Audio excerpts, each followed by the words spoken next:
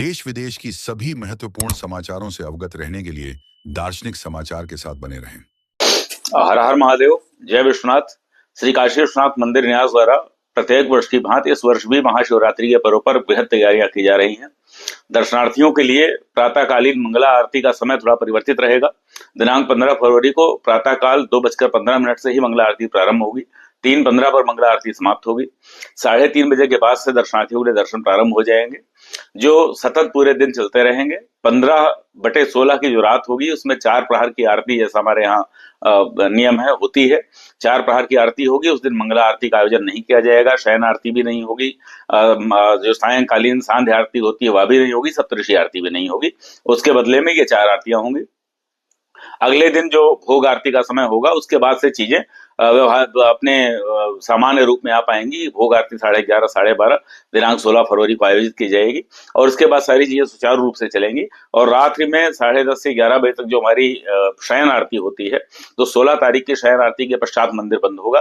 तात्पर्य यह हुआ कि एक दिन पहले रात में 2 बजे से लेकर 15 फरवरी को प्रातःकाल 2 बजे से लेकर और अगले दिन के रात 11 बजे तक का जो समय रहेगा, निरंतर मंदिर खुला रहेगा और भगवान भोलेनाथ के दर्शन सभी को होते रहेंगे। यह हमारे यहाँ की व्यवस्था है। इसके अतिरिक्त और भी जो नवाचार या जो अन्य चीजें की गई हैं इस वर्ष शिवरात्रि पर भी, गत वर्ष के श्रावण की भांति अथवा महाकुंभ की जो पलट प्रवाह आया था उसकी भांति सभी प्रकार के प्रोटोकॉल स्थगित किए गए हैं। बहुत विशेष परिस्थितियों में अगर यहाँ कोई संभावना बन पाती है जिससे बड़ी संख्या में आने वाले श्रद्धालुओं की सुविधा पर, सुरक्षा पर कोई प्रतिकूल प्रभाव न पड़े, तब यथासंभव कोई सहायता देने पर विचार किया जा सकता है। परंतु पहले से हम मानकर चले कि ऐसी कोई व्यवस्था नहीं हो पाएगी। श्रद्धालुओं से यह भी अपील की जा रही है कि चूंकि 8 से 10 घंटे का समय कई बार लग जाता है, जब बड़ी भीड़ होती है, बड़ी संख्या में श्रद्धालु आते हैं, तो कृपया घर से कुछ खा पी कर आए, खाली पेट बिल्कुल ना आए। अन्यथा लंबे समय तक लाइन में लगने के बाद, पंक्तिबद्ध होने के बाद लोगों के अंदर गश खाकर गिरने अथवा फेंटिंग की प्रॉब्लम उनके अंदर आती है।